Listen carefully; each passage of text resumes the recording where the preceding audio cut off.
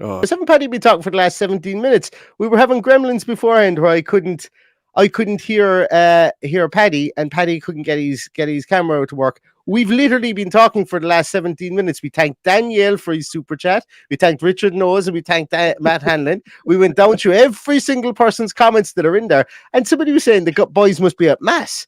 And I was there thinking to myself, is that because we only named 8 subs? But we're after giving a serious rundown of what this team is, and we haven't been live. That's anyway. Teamsheet Tantrum is live. Better late than and we weren't even late. That was the gas thing. We've been nattering we're away on here time. since Senta. Yeah. We were on time, which is the absolutely So we've just had a howler there or something's had a howler there. Anyway, getting back to it. There's our team. Surprise, surprise, spoiler alert. Myself and Paddy we've been talking about whether McGinn is, about the fact that McGinn could play in could shift positions during the middle of the game, depending on how things are going. And that's maybe why he's gone back into the 6th position and so on. But yeah, I do apologize, everybody. We've literally been talking. We've literally been talking for the last 18 minutes and realized that we weren't live. Or something had switched us from being live to not being live. I don't know. I do apologize. Anyway, let's go down through the team for those beautiful people who have decided to wait while we were actually having our own little podcast here to nobody. So Martinez, Cash, Konza, Mings, Alex Moreno comes in for Luca Dean, McGinn, Douglas Luiz, Ramsey, Buendia, Bailey, and Watkins. And what we spoke about there earlier, Paddy, was that I suppose it's no real surprise. It is a surprise based on what we thought might happen. But when you're thinking to yourself, I suppose, when we were thinking, we should have looked back and seen that history would be context in this instance here. And like Unai Emery likes to play Bailey in away games, and much and all as we were kind of thinking that maybe Bailey was going to be sat down for a few games just to get his head in order. That threat of the counter-attack is something that Unai Emery must like, because that's why he keeps on playing Bailey in these away games. Yeah, well, it could be that's just a coincidence, and it's just who we're playing against. But yeah, we said beforehand that's the one I'm not happy with. I'm also not happy that McGinn is appears to be sitting deeper. We spoke at length about whether this is a double pivot or just 1-6 there with Douglas Luiz, but we'll find out that very early into the game as well. But look, it's as strong a team as I think he can put out. I wonder, will we see Bertrand Traore get a run today? I'd like to see it happen. I'd like to see him back and see what he has about him. And also the big news is that Diego Carlos is on the bench, which is absolutely amazing. Absolutely, yeah.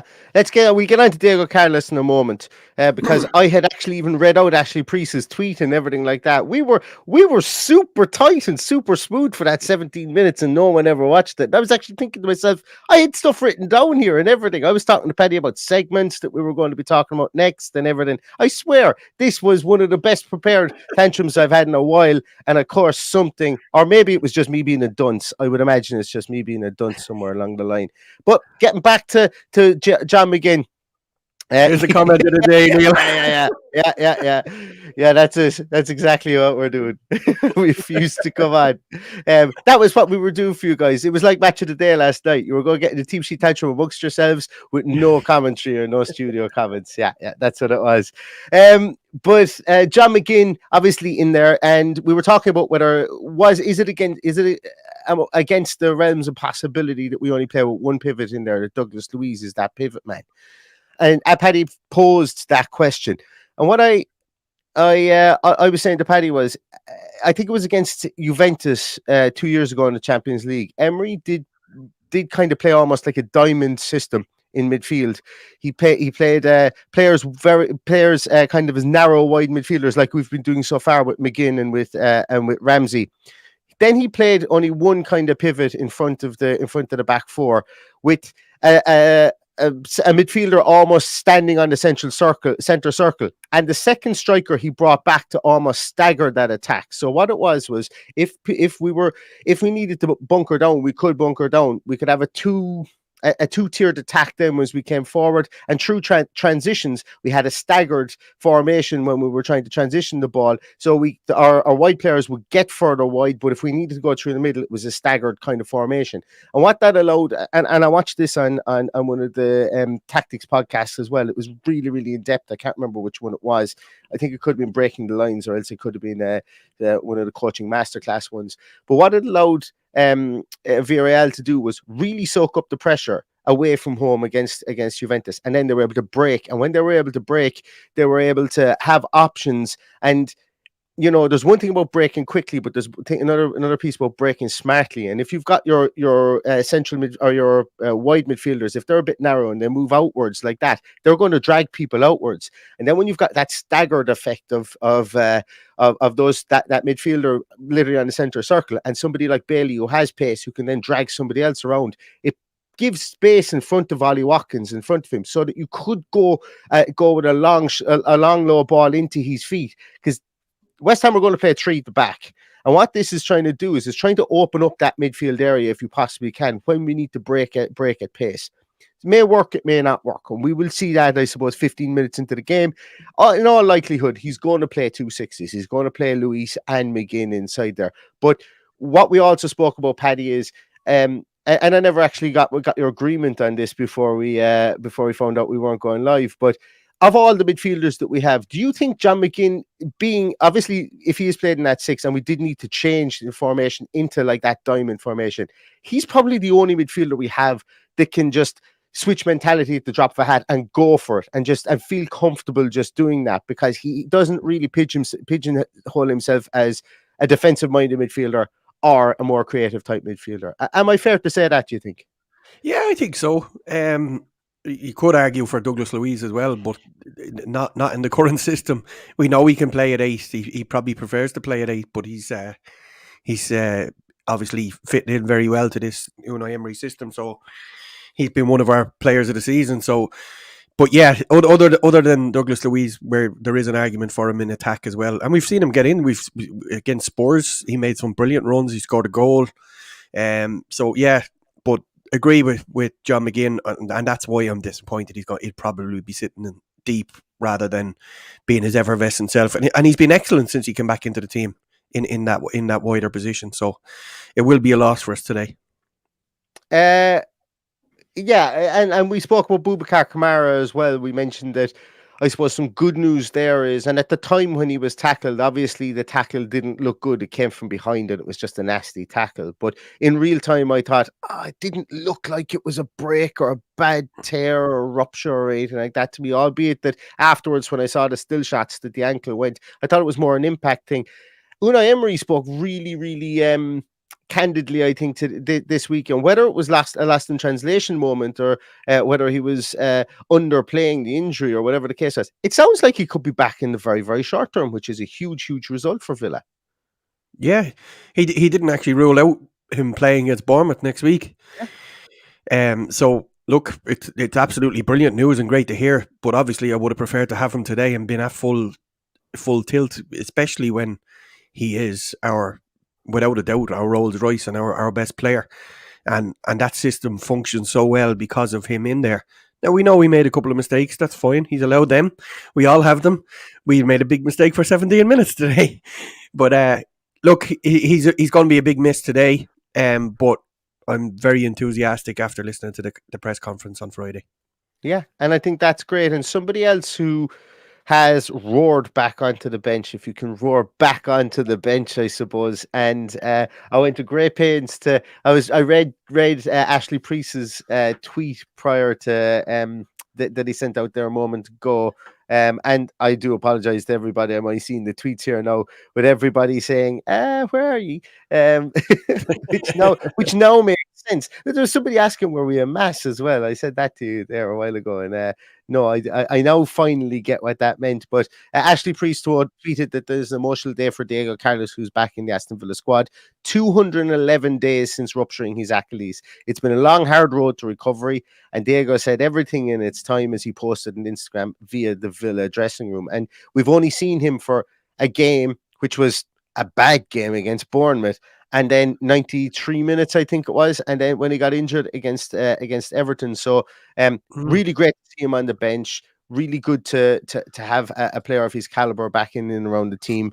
And yes, I'm really looking forward. Like, that immediately gives an upgrade to our defense, or the possibility of any changes we might need to do in defense over the coming weeks, which gives us a bit of fluidity. And yeah, I think Unai Emery is going to be licking his lips at having him back in the squad. Absolutely. It gives us another option too. Like we spoke at length, the two places we can't afford injuries are, those four players, that defensive block, the two sixes and our two centre halves, because we're light in that department. So having that other option there is great. I hope we see him back in there, and most of all, for his sake, I hope he's back to his best and is in good health and doesn't affect his game going forward, because injuries like that can have a lasting effect on the mind, even going into tackles and stuff like that. So I'm sure he's had plenty of game time on the grass in training, and that he's well able and ready to come back. I'll let you clear your throat there. I was just gonna say, I'll let you clear your throat there while I try and wrestle with the sound on my headset. I'm going to be blown away out of it for a minute. After a minute, shall I say? Okay, I'm going to come to some of your comments there, guys, because as I say, I did. Actually, do you know what? We haven't even seen the West Ham team yet. So let's have a look at the West Ham team. Clear,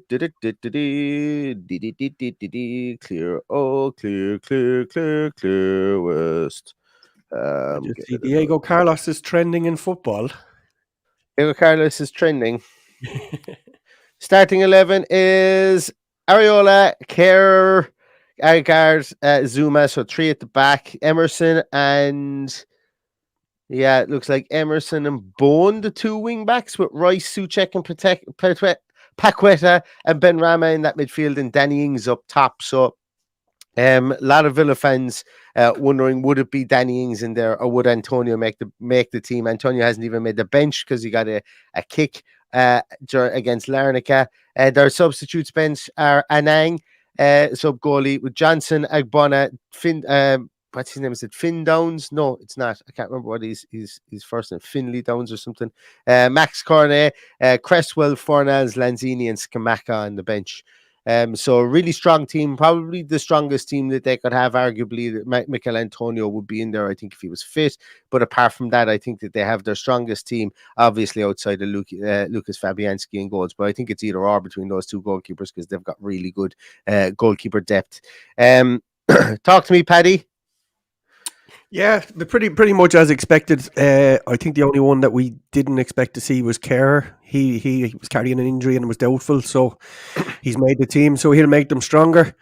They're hard to break down, but they're toothless in attack. That's basically the story of their season. They can't score goals, so we're just going to have to be patient with this one. As I said, sit deep, let them come at us, and then hit them on the break. And that's, when you've got Bailey in the team, that's what he's there for. So I hope we see him and his bursting pace today. And Watkins is obviously very pacey as well. But that's how I see the game being won today. It'll be a game of chess for the first 15 minutes. I can't remember, did I say this on the live one or the one before? But I said it earlier. I don't think you did. No, because we hadn't seen the West Ham team at that stage, because we were too busy nattering about the Villa team. So look, they're there for the taking. I'd imagine there's not going to be a lot of goals in this. I'm going to predict a 2-1 victory with a goal for Ollie Watkins. 2 goals for Ollie Watkins and 1 for Danny Ings.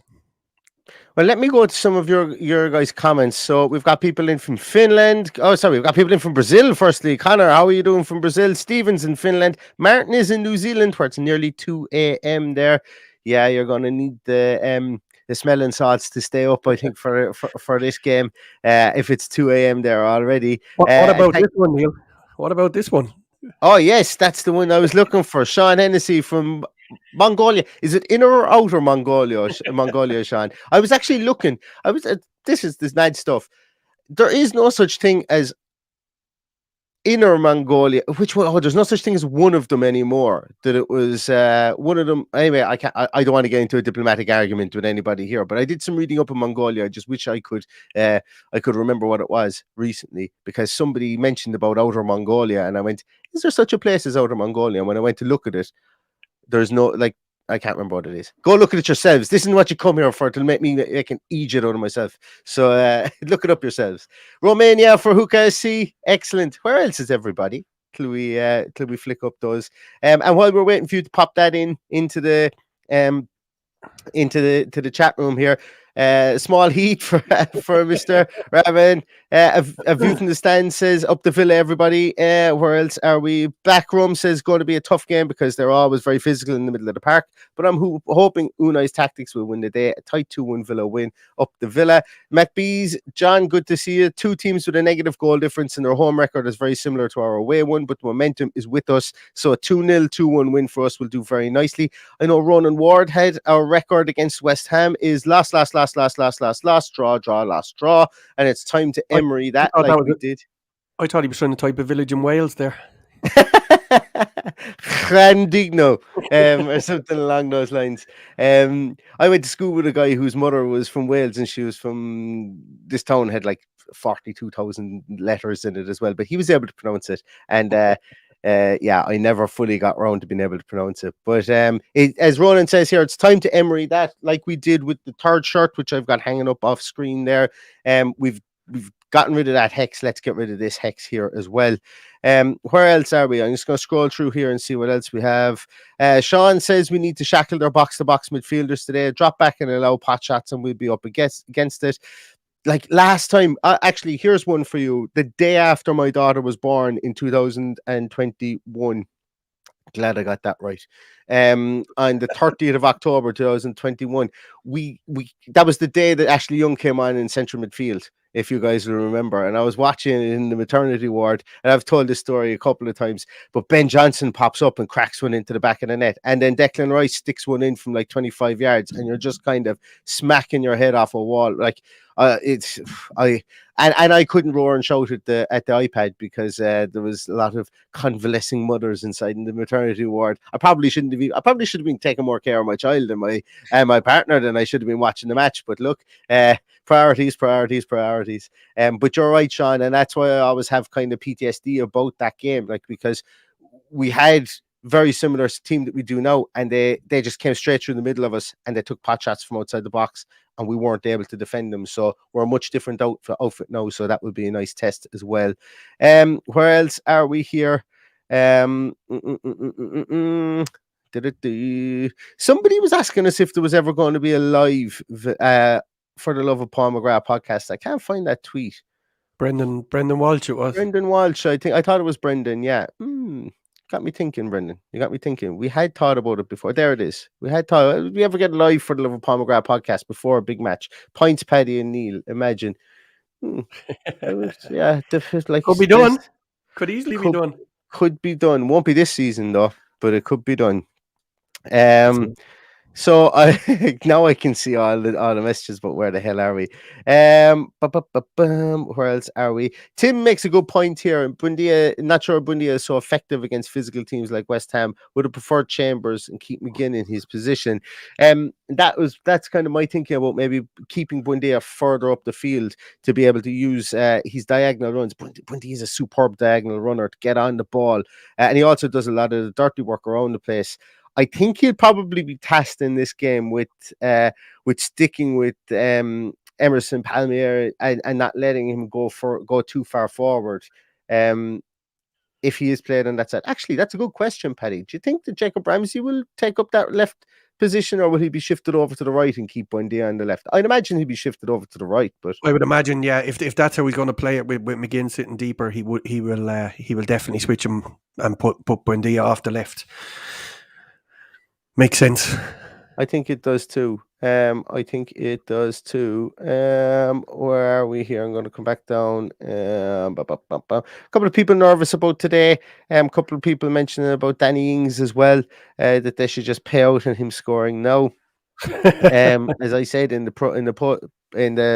pre-match, and this isn't a way of trying to jinx it or anything like that. He just doesn't play with Aston Villa anymore, so I'm not going to spend an awful lot of time talking about him or worrying about him. I worry about every player on that West Ham team, as much as I worry about Danny Ings. And like, if he scores, he fucking scores. I'd be as pissed off as anybody else. But like, we'll win 2-1, so it won't really matter.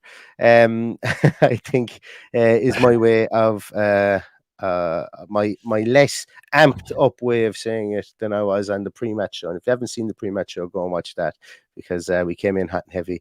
Well, I did anyway, on that podcast. Dendoncker is, so a couple of questions there. What's wrong with Dendoncker? Dendoncker had an Domestic injury. domestic accident. Yeah. I suppose my mind always goes towards, well, so no, there was a domestic incident. He said domestic injury or domestic incident.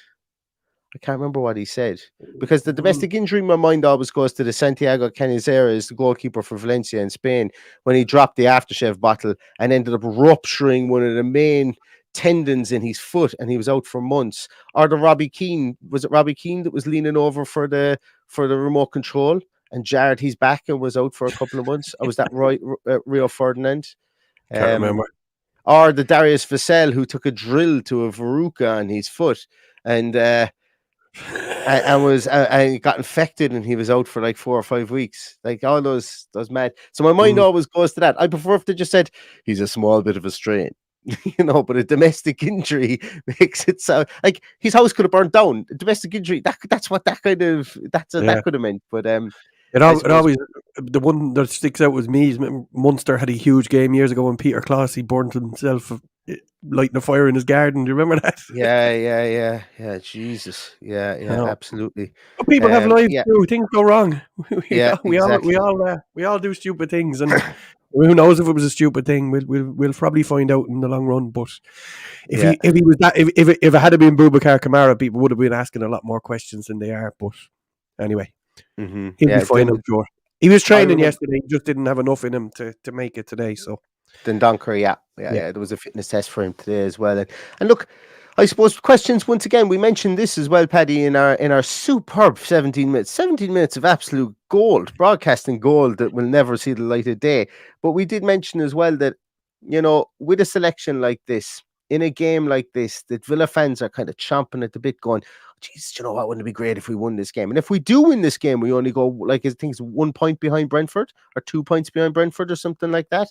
And we really grow a massive gap between us and the second half of the table. Like, it'll be 10 points of a gap between ourselves and Crystal Palace. That's massive. That's like, there's something like 4 points between Leeds and Palace at the moment, or something along those lines. I don't know as a Palace, but Leeds and somebody like in 13th position in the league. So there's 6 points between Crystal Palace and the bottom of the league.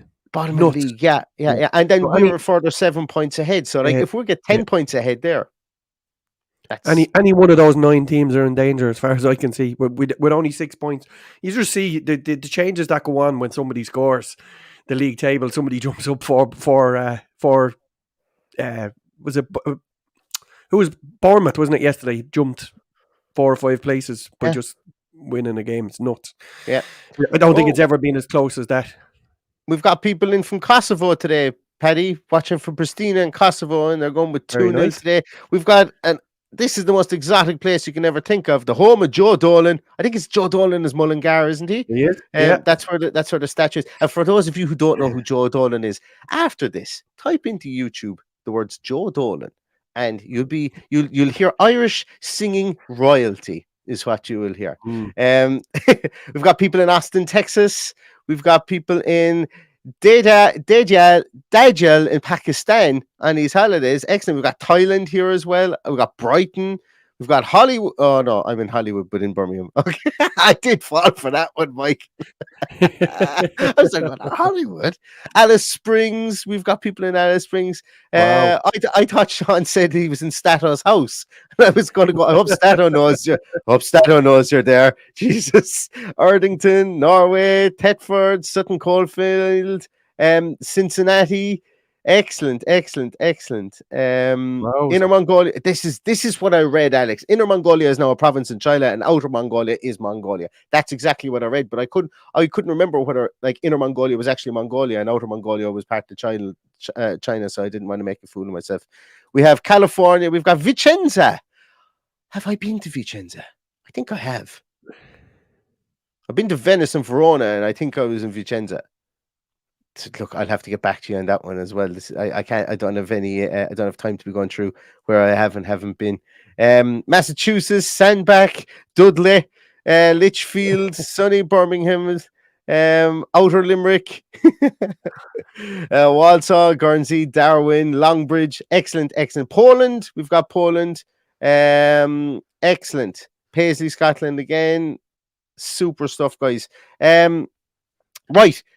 We've nearly nattered on for Paddy. We've been here for 42 minutes. I left my better half inside, going back in 20 minutes there, and I could have been back in 20 minutes only for some technical gremlins. And for any of you listening on the audio podcast, yeah, you'll understand why there was no at the start of the podcast, because I'm not going putting it in again afterwards, because I'm going to own our mistake, or own whatever mistake it was here when you listen to the audio podcast. But anybody want to pop in what they think the score is going to be there while I go through my final thoughts on this? I'll give you a couple of minutes to do that. So my final thoughts on this are: number one, you guys are absolute legends, considering we started 17 minutes late and there was 500 people watching at one stage. That might be the trick, Paddy. The trick might be to keep people waiting. But Jesus, that's actually fantastic. And thank you so much to absolutely every single one of you who's watched and taken the time to watch. But my thoughts on this are very much a case of we're going to have a West Ham team who their back three played in Larnaca during the week. Their right back played in Larnaca during the week. Who else played? Did Ben Rama play? The majority of them, bar Danny Ings, got off the bench anyway, at least, and got time in their legs. They've had a trip back from Cyprus, which is about a 4 or 5 hour flight from Cyprus. Whether they came back on Friday, whether they came back directly on Thursday night, whether they came back yesterday, I don't know. Aston Villa have been in probably in the Belfry or wherever for the last while with the legs up, or training hard, or whatever the case is, and waiting in the long grass. I think Aston Villa have the edge on this one here because of results that happened yesterday. And I think that you can look at it in two ways, and you can say pressure makes diamonds, and that West Ham have to come out swinging here now because of how concertina it is at the bottom of the table. But I think in this instance here, with the Europa Conference game during the week, I think Aston Villa can really go into this game and go stifle, get the fans' backs a small little bit up, because it'll be the fans that'll be more concerned about their league position today than the players will be. And if you can get the fans' backs up, catch them on the break, hit them with a goal, or maybe even get an early goal like Bailey has been getting in games previously, that will really be in Aston Villa's favour. And I think that's the way. I think that's the way that the game is going to go. Villa are going to soak pressure. The crowd will start to get a small bit antsy. We might catch them on the break. And as you said, you think it's going to be 2-1. I'm still going to go with a 1-0 Aston Villa win. I think it's going to be a really nervy game for both teams, because I think Villa are going to want to win this game. Obviously, I think Villa are going to want to. I think Villa in the back of their mind believe that they can maybe hunt down one or two teams that are above them, and why shouldn't they? Because a win today really puts you in the mix. But a loss today does kind of set you back from looking up the table a small bit more. It doesn't put you looking backwards, but it sets you back from looking up the table. And I think Emery has brought in that kind of can-do kind of feeling within this squad. So I think that they will. I think that they will be very proud of getting keeping a clean sheet and a 1-0 win, and having this be a boring game, as long as they come out of it with the result. Yeah, look, the pressure's all on West Ham today. We're playing without fear. I'm certainly not looking down the table. I think another couple of wins gets us onto 40 points, doesn't it? Or yes. Even one win, is it? I can't remember. Yeah. I looked at it yesterday. But the pressure's all on them. We just got to soak it up and then hit them on the break. They will have tired legs, absolutely. So the longer it goes without conceding, the more chance we have of winning this game.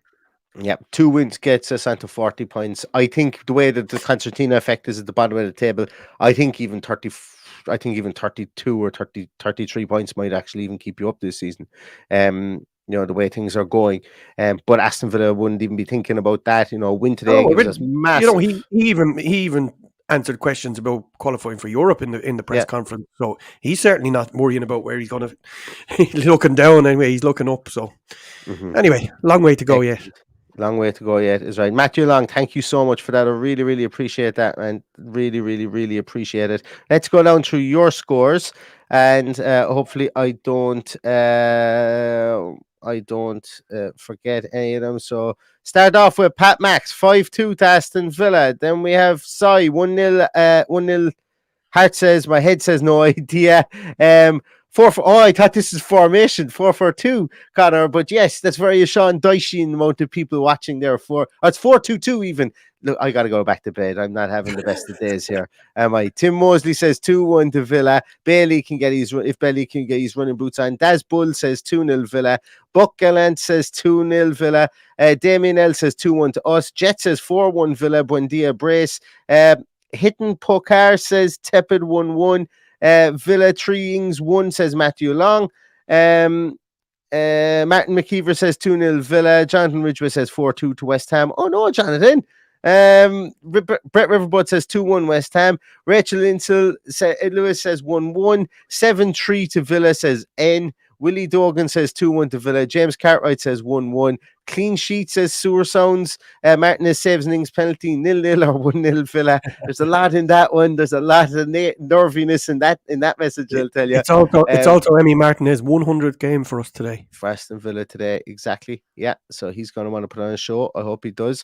And people are talking about putting bets on, as I say, only bet what you can bet. And it's like, as I say, when the fun stops. But maybe put your money on him getting a yellow card today. It might be a good bet. Richie Ryan says 2-1 with Watkins and Bailey. And McBee says 2-1 Watkins double. Harry Linden says 2-1 with Watkins, Bailey and Ings. Neil Bates says 1-0 to the Villa. Buendia with a header from a corner. He does like to score headers.